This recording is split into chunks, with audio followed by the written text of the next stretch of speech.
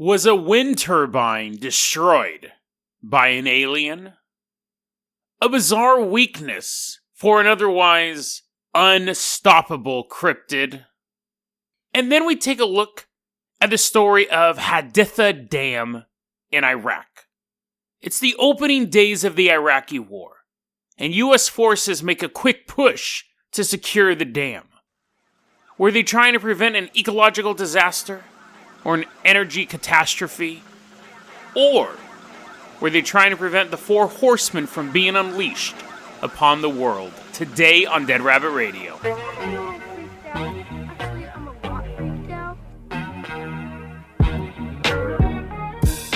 Hey everyone, welcome back to another episode of Dead Rabbit Radio. I'm your host, Jason Carpenter. I'm having a great day. I hope you guys are having a great day too.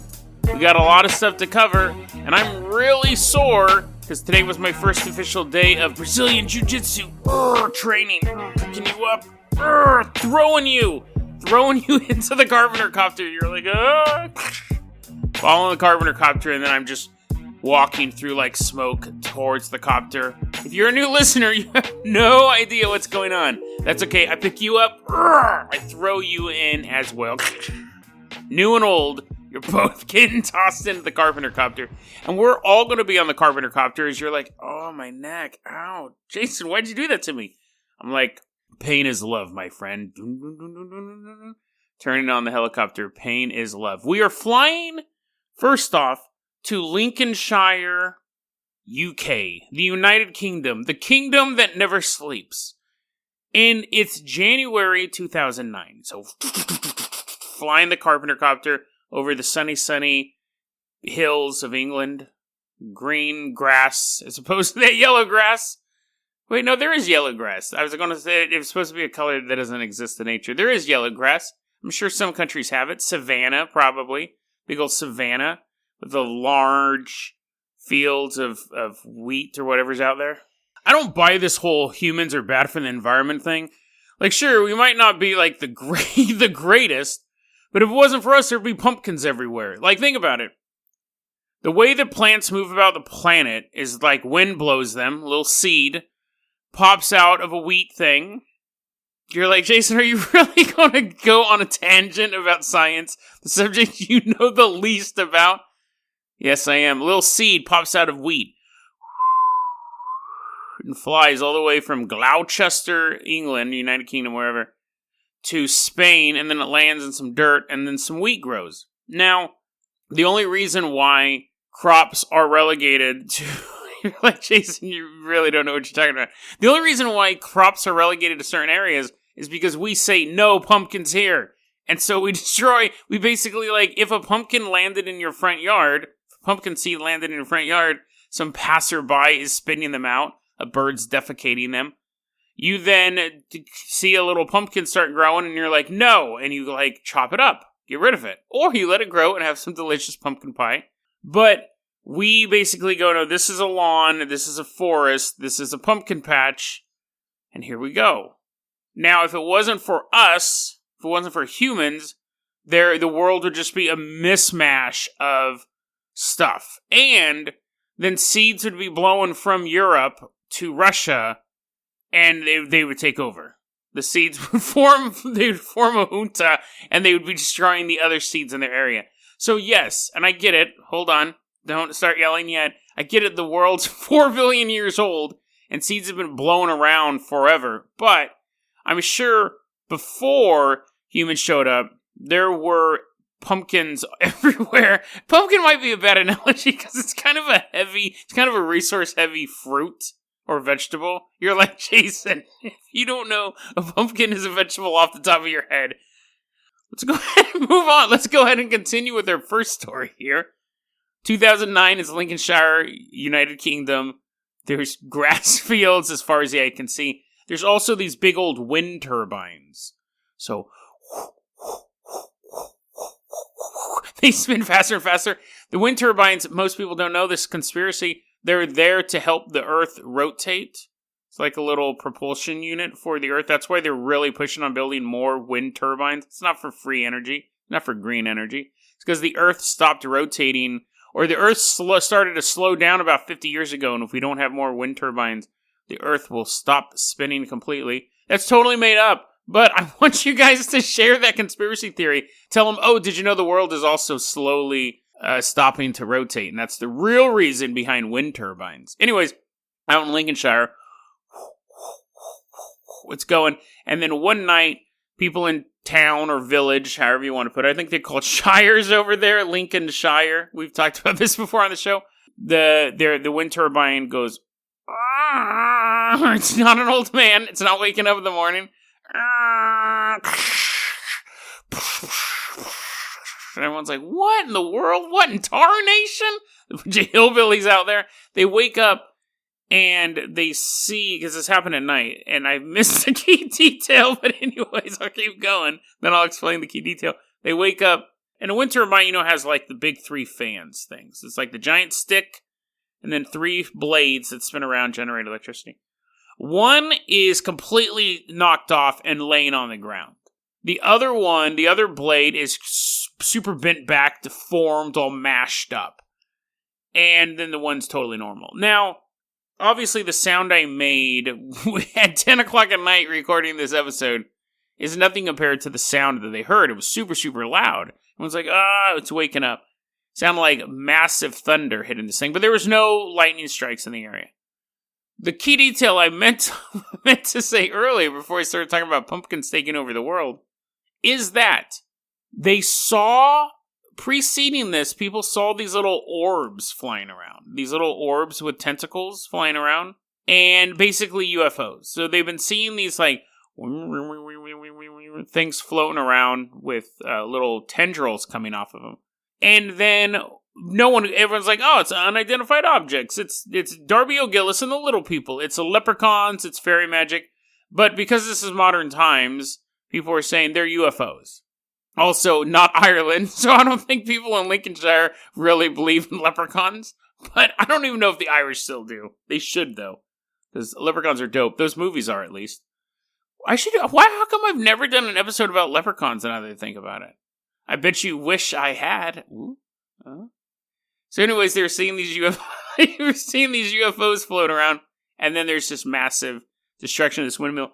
Now, a lot of people in the area are like, oh, it's the UFOs. It must have been a UFO spacecraft that crashed into this thing and mashed it up. So that was the news going around in the area, and that's how the news article got out to us. This is a headline from the Telegraph news website. UFO blamed for destruction of wind turbine. People in the area were like, it must have been a UFO.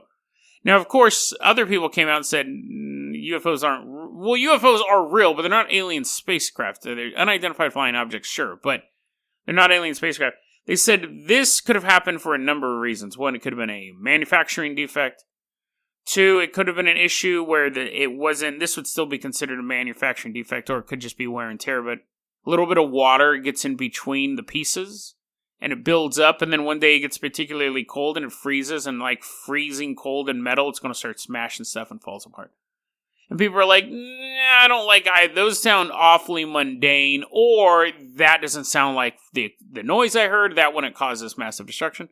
And really, it came down to this quote. This guy left this quote. He's being interviewed for this article, and he said this, and this is something I think that a lot of people lose sight of. Quote, any of these explanations, and he's talking about the more mundane ones, he's talking about the water one, and then just wear and tear, manufacturing defects, stuff like that I went over. Quote, any of these explanations, plus several others, appear to me to be much more plausible than the idea that technologically advanced aliens have traveled light years across space, but then bumped into a wind turbine. And that's exactly true. Like, obviously, you have to plot if you have to plot travel between galaxies, and then you're like, watch out! Whoa! I mean, like the idea of a UFO even having like a joystick that you steer, and it's not controlled by your brain or some hyper advanced AI. I got an argument with someone about AI the other day. I said, I don't think it's ever. We will never ever, as a human, like a species, see the rise of super advanced AI. I don't think we will. And you're like, Jason, didn't you just go off on a rant about pumpkins? Don't go on a rant about AI. I just don't see it happening. Maybe I'll do an episode on that too, or why I think that at least. But I think it's so far. People go, oh, put in a couple numbers and put in a couple more numbers and then have a quantum computer and put in even more numbers and then all of a sudden Skynet appears. It's far more advanced than that. We're not even close. I don't even think you could replicate a nematode in a computer as far as the complexity of it all. And I could be wrong on the nematode thing, but I definitely don't think I'm wrong on the AI thing. I do not think we'll ever have an AI to the level that it will say, and I'm talking about science fiction level AI, where it would be like, what am I? Who am I? What is going on here? Take over humanity. I don't think that's ever going to happen. You may eventually create something that says, you've built me to defend humans, and humans are the humans' worst enemy. Therefore, if I kill all humans, I've succeeded in defending all humans. That's a flawed program. That's basically just you're being stupid programming something in a computer going to defend all humans at all costs. That's just dumb. And building that into defense software. I mean, if you put that into a toaster, nobody cares. But I'm talking about an AI that tries to basically anything resembling human thought is completely impossible in a computer environment, I believe. Maybe in 4,000 years, you might get a semblance of that, but nothing close to what we have today. It's something you read about in the news every so often, AI taking over, and Elon Musk is super afraid of AI and blah, blah, blah. It's sci-fi mumbo-jumbo. It's the same thing when people tell me they're afraid of the Antichrist or something like that. I'm like, okay. I mean, that's kind of the same way I feel about it. You're just like, to be perfectly fair, if someone told me they were being haunted, if they were being chased down the street by a demon, I would take that more seriously than someone telling me that AI is going to be something in 10 years. I'd be like, what? I think the idea of that is just so far out of the technological realm. Again, you can create a robot that thinks and it could beat you at chess, or beat you at life, or beat you at Sorry, or any other famous board game by Milton Bradley. But building a robot that then tries to comprehend like what happens to it after you shut it off, and all of these human emotions and feelings. Emotions would be rather than imitating human feelings, actually having something to the level of human feelings, millennia's off from that. So if you had a UFO fly down across the galaxy and had all these sensors and all of these drive particle thingies that it would take, this is a real science heavy episode. Well, okay. It's me using words most likely incorrectly that are normally used in scientific arenas. But to be able to plot a course from Alpha Centauri to Earth, the mere idea of having to avoid every micrometeorite that came your way, whether that was some sort of advanced shielding or some advanced navigational system, and honestly, it'd probably be a little bit of both, to then get all the way to Earth and then to crash into a giant 65-foot tall blade. The windmill itself is taller than that, but just the blades are about 65 feet tall. To crash into one of those is so unlikely. It points more to the proof that aliens do not have that type of technology to traverse the galaxy than it does to rain, water, manufacturing defect, wear and tear, anything like that. But people saw some UFOs and they want to believe that aliens are flying around, despite the fact that it makes them look incredibly stupid. Not the people who believe in the aliens. It makes them, you can question their beliefs, but they observed something and then saw something happen afterwards and are putting the two together. It makes the aliens look stupid because they're the ones flying their ship into a giant windmill. Well, let's go ahead and move on to our next story here. Our next story is super short, and I actually planned it. I normally only do short stories when they're super short. I found this today. There's a cryptid called Xana, Xana. It's from Spain. And it's a super kind of boring cryptid. I was looking into it. It's a nature spirit. It's this beautiful young woman. You're like, Jason, that's the opposite of boring. And I'm like, I know. Normally, that would be super exciting. But when I read a bunch of weirdo cryptids today. This was it was just a beautiful woman that appears in the forest, nature spirit, stuff like that. She didn't do nothing. No claws. She didn't transform into a lizard person or destroy windmills or help pumpkins take over the planet. Just real basic stuff. She's basic. What, she's going to haunt me tonight? She's like, I'm not basic. And again, if a beautiful Spanish cryptid wants to break into my apartment tonight, go nuts, lady. This one, though, is very, very classic. She also has, I should mention this, long blonde or brown hair. It's pretty cool. And she combs it with a comb made of sunbeams. That's beautiful imagery. But she also steals babies. She can't raise her own kids. So she'll sneak into your house like a changeling of typical European descent. She'll break into your house and then swap babies out. So she gives you the changeling baby and takes yours. And yours presumably is going to pass away because she can't feed it. And then you raise this Xana, you raise this changeling baby as your own. And as she gets older, she eventually leaves the house and joins her kin in the forest. But that's basic changeling stuff. Again, nothing's really groundbreaking except for this. I love this. I found this. This might be one of my favorite weaknesses ever for a cryptid. Quote, in order to unmask the Xanon, that's like the singular of it, in order to unmask the Xanon, one must put some pots and eggshells near the fire. And, if the baby is a changeling, he will exclaim, so here's a baby saying this. It's just not a normal old man. That you got a baby, you think it might be changeling. You take some pots and put some eggshells near the fire. And then you take your baby over. Don't put it too close to the fire. You just set it down next to the fire. And it will say that. If it's a changeling, it'll say this. I was born 100 years ago. And since then, I have not seen so many eggshells near the fire. And then at that point, you know that your baby is a changeling. So you have to go out and try to find your own kid before it's too late. Now, I find this might be one of my favorite weaknesses in a cryptid. One, because and after this section of Wikipedia, it said citation needed. I was like, certainly, a citation would be helpful for that part. My question is this: let's say that it's true. How did they figure it out? Let's say that there really is this cryptid that's swapping babies out. Was there one time a harried mother was like, oh, why can't my baby stop crying? Why does it keep wanting that comb with sunbeams in it? Oh, that doesn't even exist. Baby's like crying, and the woman's like, oh my God, I can't do this. And she's like trying to clean up, but instead she just throws a bunch of eggshells in a pot and puts it down the fire, and then she hears her little baby go, I was born 100 years ago. She turns around. And since then, I have not seen so many eggshells near the fire. The mother's sitting there in this old shack. Little baby's just rolling around on the ground, trying to get closer to the eggshells.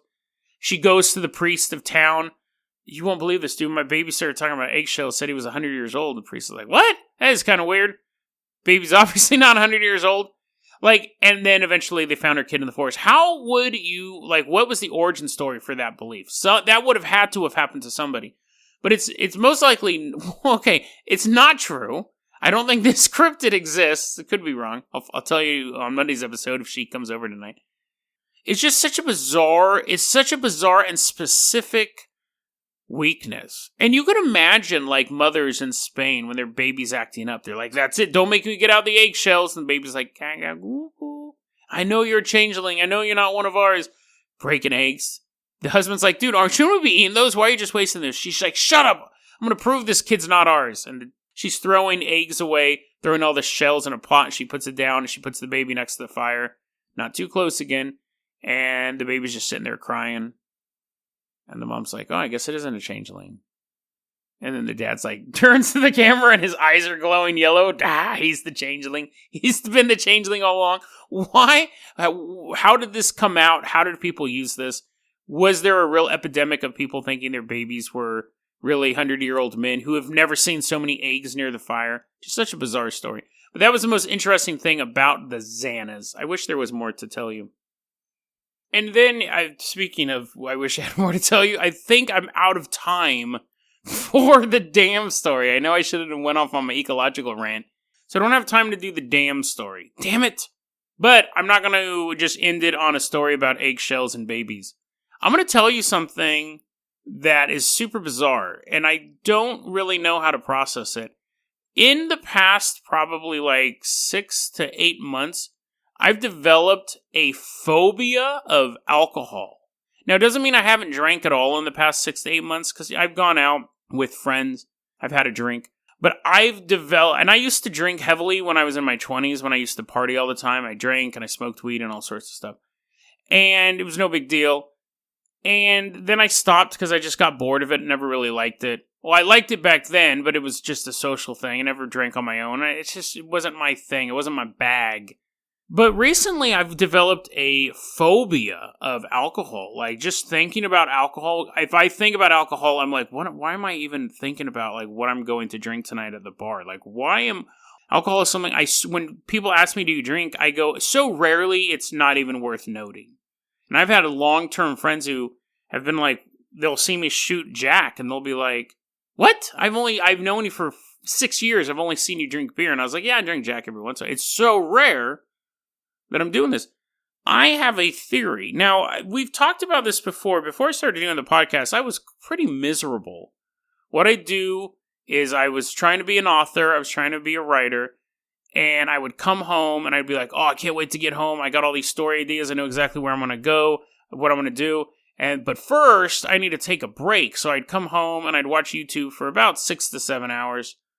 And then as I was crawling into bed, I was be completely miserable that I hadn't gotten anything accomplished and what a failure I was and how awful things were going in my life. And then I'd wake up and I can't wait to get home from work as I'm getting ready to go to work. Oh, I'm going to do all this writing. Today is going to be different. And I was going through that for probably about 2 or 3 years. Probably about 2. I wouldn't say it was that long. It was probably more like a year and a half was when I said, I'm going to be a writer and I'm going to make a living writing.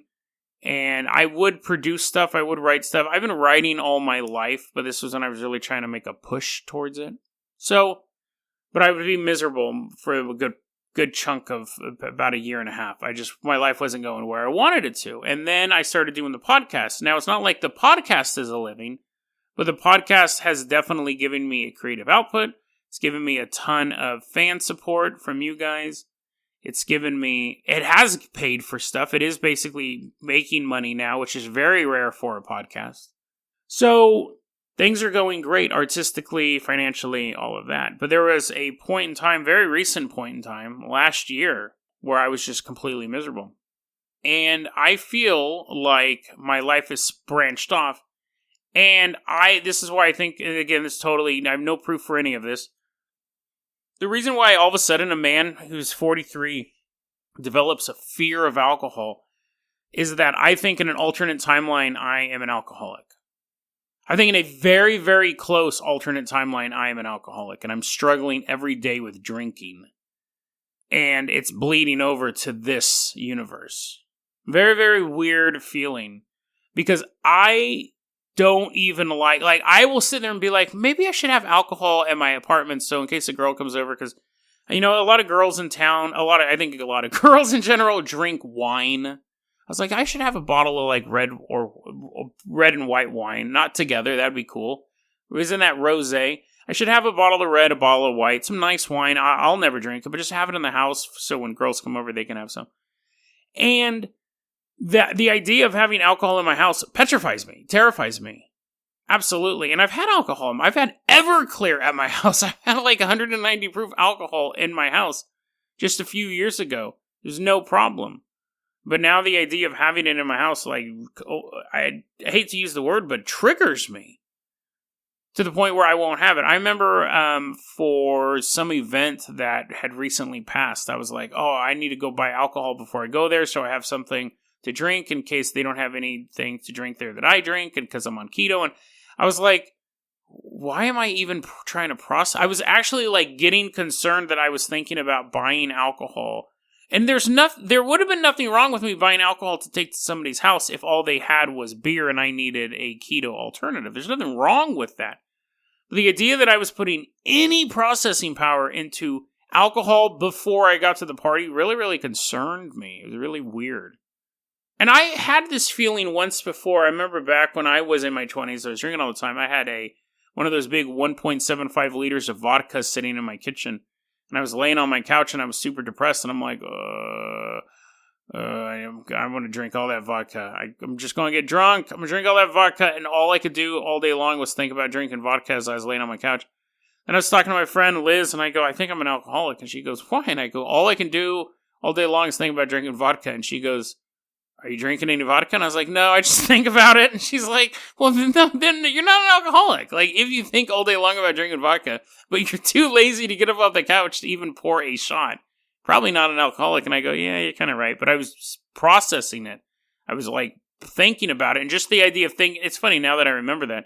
Even thinking about it back then scared me. But then that was like when I was 23. So we go 20 years and I go to a party and have a beer. Go out, have a shot of Jack, never even really consider it until maybe back then the two timelines were converging as well.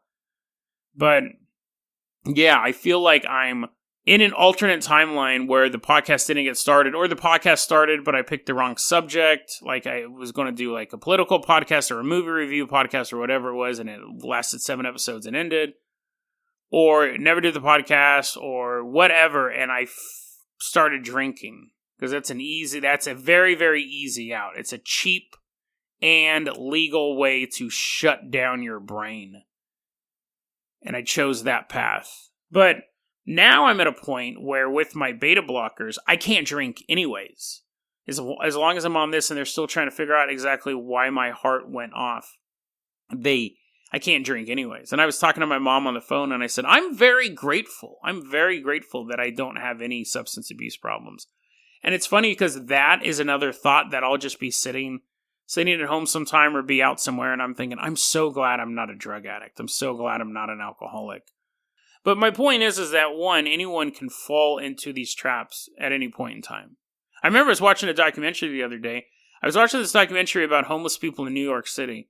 And I have a rule. Generally, the reason why I watch YouTube is because it can't get super offensive. It can't get super gross, right? So usually if I bring home a Subway sandwich or something, or I'm eating some burgers, put on some YouTube, I'll watch, Wrecker play Dead by Daylight for a half hour. Whatever it is, I know things aren't going to get too bad. And this is the reason why I didn't follow that rule this time. I go, I have a documentary about homeless people in New York City. I'm going to eat dinner and watch this documentary about homeless people in New York City. It's like a documentary made from these Swedish filmmakers. The opening shot was a homeless dude. I was like, are you kidding me? Because I normally don't do this. I know this is a couple months ago this happened to me, and then I haven't done this again. I was sitting down to eat dinner, and the opening shot of this documentary, some of you guys may know this documentary when I say this, the opening shot of the documentary is a homeless dude blowing some guy, just full on, not silhouetted, not shadowed, but a homeless guy giving some other guy a blowjob. Full on camera frame. And I was like, I just put my food down and I go, seriously, dude? Seriously? This is the opening shot of your movie? But, because it was about homeless people in love, and these guys were like, yeah, I'm with my girlfriend, but sometimes you gotta blow a dude to get some drug money. The reason why I'm bringing that up is not just to warn people not to watch this documentary while eating. It was a good documentary. Just don't eat it. You're eating a hot dog. You're entering a hot dog eating contest. You're like, but first, I want to find out about homeless people in love. One of the hobos, one of the homeless people says, I've seen it happen over and over again. Some guy comes from some other part of the country, comes to New York, hooks up with a guy, and then next thing he knows, the guy from New York has the tourist, smoking meth, smoking crack. Tourist spends all of his money to get home, spends all of it on drugs within a weekend, stuck in the city, can't leave. That's how easy it is to fall into these traps, right? And so I feel like, and I'm going to go back to my original point here and start wrapping this up, but I feel like, you're like, no, Jason, tell us more about the Homeless People in Love documentary.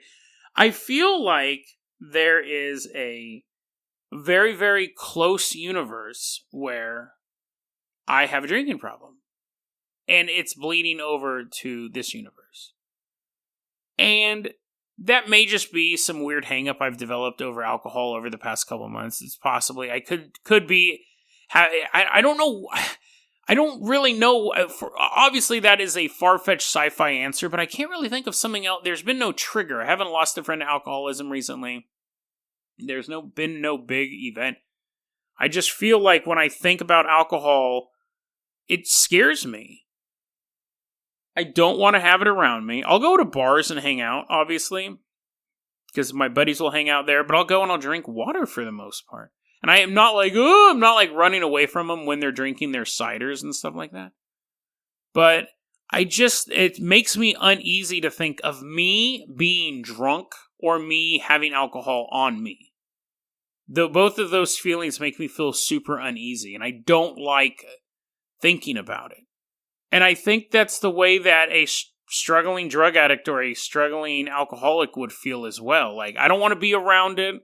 It's going to cause bad things. And I'm not trying to trivialize this stuff either. I'm not trying to be like, well, I know what it's like, guys. My alternate version of myself. I hope it's coming across the way that I wanted to come across. Basically, that I've developed this weird hang up over alcohol, and I don't know why. Because I'm not a drinker. I'm not struggling with it. I'm not struggling with substance abuse in general, other than nicotine, which I gave up. I don't even think about nicotine anymore. So that sweet nicotine. No, I don't even. I totally forget that I was even using it for as long as I did. Except when I was like having to find alternatives. I'm sticking tissue paper in my mouth, but the actual nicotine high, I'm not really thinking about anymore. But yeah, I just don't know what other way to explain why I'm going through this. And there may be someone could go, Jason, it's a normal reaction as you're getting older, your body starts processing sugar. But again, it's not even like a fact of me drinking alcohol, it's the mental process, the idea of me thinking about drinking alcohol that freaks me out. So is it possible that my timelines diverged at a very integral point a couple months ago? A year ago. And in one of them, I'm here with you talking about Dead Rabbit Radio and all these great subjects and everything that's going to come. All the great stories to come. And then in another one, things didn't have such a happy ending. And I find myself trying to relive my glory days of my 20s. Nothing really mattered, just wanted a party, and the easiest way to do that was for me to grab a bottle or hang out at a bar. If those two timelines are true, if things did diverge right there, and in one version now I am an alcoholic that is struggling daily with trying to be sober, or where I'm at right now, which is very happy and safe and loved. I feel loved in this timeline. I hope that when I'm getting some of these negative feelings of wanting to not be around alcohol, not wanting to have it around me, not wanting to drink, being fearful of alcohol, I hope that that alternate Jason is getting some of the love and warmth that I'm getting from this universe and feeling that as well. And knowing that in an alternate timeline, things are better. In an alternate timeline, the answer is not the drugs or the bottle. The answer is something else. I hope it works both ways. I hope it works both ways. Because everyone can have hope. Everyone can get better. Even if they're living in the wrong timeline and things aren't going right now, hopefully everyone ends up in the timeline that is the healthiest and safest for them. That's all we can really hope for. And so, alternate Jason, I wish you the best. And I hope you find your way and your happiness. DeadRabbitRadio@gmail.com is going to be our email address. You can also hit us up at Facebook.com/DeadRabbitRadio. Twitter is @DeadRabbitRadio. Dead Rabbit Radio is the daily paranormal conspiracy and true crime podcast. You don't have to listen to it every day, but I'm glad you listened to it today. Have a great weekend, guys.